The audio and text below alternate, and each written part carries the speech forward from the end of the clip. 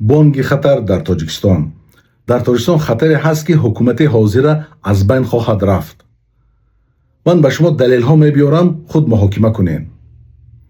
хоб, дар ҳоли ҳозир маҳкамаи Атиф Наҷиб шуда истодааст. ин як шахс ҳаст, ки боварӣ дорам 90% шумо бори аввал ин номро мешунавед. лекин ҳамин шахс сабаб шуд, ки ҳукумати Башар Асад аз байн рафт, чапа шуд. як ҳукумате, ки тинҷию амонӣ буд, свет, газ, серӣ пурӣ, шукронаи неъмат мекарданд аз тинҷӣ, валекин ҳамин шахс Атиф Наҷиб сабаб шуд, ки ҳукумат аз байн рафт. ва ин шахс, як коргари мақомот, бар сари як ҷавони шаҳрванди худ зулм кард, кушт. ҳатто ваҳшиёна зинда ба зинда ҷисмҳои ӯро буриду кушт.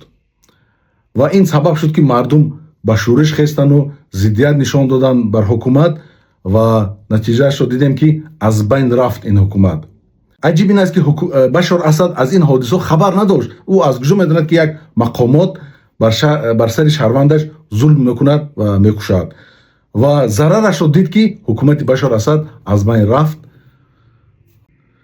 шумо мепурсед, ки ин чӣ алоқа дорад ба Тоҷикистони азизи мо?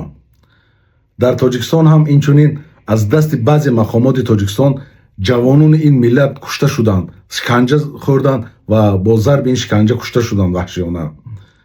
ва номҳои инҳоро овардан шарт не. шумо дар ахборҳо ва дар видеои пешина диден, шуниден, ки чанд шаҳрвандон, ҷавонони ин миллат кушта шуданд аз дасти баъзе мақомоти Тоҷикистон. ва чӣ тавре ки гуфтам, президенти Тоҷикистон ҳам аз ин воқеаҳо хабар надорад, ӯ ба кори худаш андармон ҳаст. валекин шумо мегӯед, ки чӣ бонги хатар ҳаст? ҳамин бонги хатар ҳаст, ки арди воқеа нишон дод, ки ҳамин зулми мақомот, баъзе мақомот натиҷаи хубе наовард ба давлат. ва инчунин президенти Тоҷикистон аз ин чизо хабар надорад. ӯ як самолет дорад, мешинад бо самолеташ Россия меравад, чӣ тавре ки Башар Асад гурехт рафт. валекин шумо коргарони мақомоте, ки даст ба ҷиноят мезанед, ҷавонони ин миллатро шиканҷа дода мекушед, бо баҳоно пул гурӯзид мекунед, ҳар тӯҳматҳо мезанед, пул диҳад озор сар медиҳед, пул надиҳад озор медиҳед, шиканҷа медиҳед, мекушед. ҳар якти шумо монанде, ки ин Атиф Наҷиб дар сари курсии маҳкама нишаста ҷавоб медиҳад дар кораш, шумо ба дасти мардуми миллати ин тоҷик меғалтед, ҷавоб медиҳед. барои ҳамин ин банги хатаре ҳаст, ки аз ин бояд одамое, ки ватандӯстор ҳастанд, як намехоҳанд, ки Тоҷикистон ба харобӣ равад, пеш ин роҳҳои гиранд, ё ин Тоҷикистонро хароб мекунад, зеро ки то ба кай шумо хуни ин ҷавононро мерезонед. ин оқибати хуб надорад. ман бо дили пур 100% гарант медиҳам, ки оқибати хуб надорад. зеро ки ҳамин дар Сурия ки шуд, ин як арди воқеият ҳаст, ки мо бо чашм дидем, ки зулм ба куҷо бурда расонд. барои ҳамин ман бонги хатар мебинам, ки дар Тоҷикистон ҳамхел ҷиноятҳо рӯй дода истодааст. ва шумо ҳар як шумо мардуми Тоҷикистон медонанд, ки кӣ ҷиноят кардагӣ. вақте ки ман бо баъзе бародар суҳбат мекунам, мегӯянд, ки ҳамин Тоҷикистон ки шуд, ман медонам ки маро дар шиканҷа дод, дар адело медонанд. ҳама ҳам гапа мегӯяд. ва шумо ба дасти мардуми тоҷик меғалтед. чӣ тавре ки гуфтам, Атиф Наҷиб ба даст ғалтид, монанди ин Амҷад Юсуф ва ҳазорҳо одамое, ки зулм мекарданд ба сари шаҳрвандони худашон, ба дасти ҳамун мардум ғалтиданд. ин зулм дур давом накард.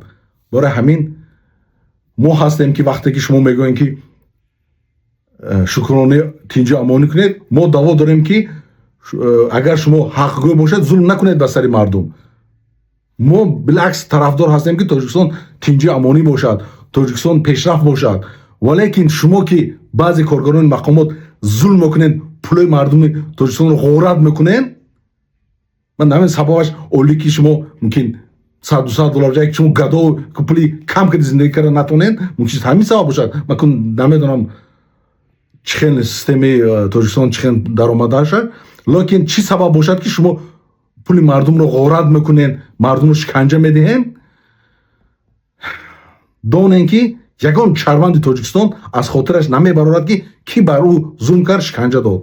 ва хосатан хешу таборашон ки кушта шудан аз дасти мақомот ҳеҷ онҳо аз хотирашон намебарад. ва мисоли онче ки шуд ҳамин Атиф Наҷиб ва читар гуфтам шумо 90% шумо аз ин ном хабар надорен ки як давлати тинҷу ободшударо хароб кард. шумонам касифи нобарори дасти шумо Тоҷикистони азизи тинҷу оромбудаи моро хароб мекунад, ҳеҷ хубӣ намебиёрад. худ муҳокима кунед.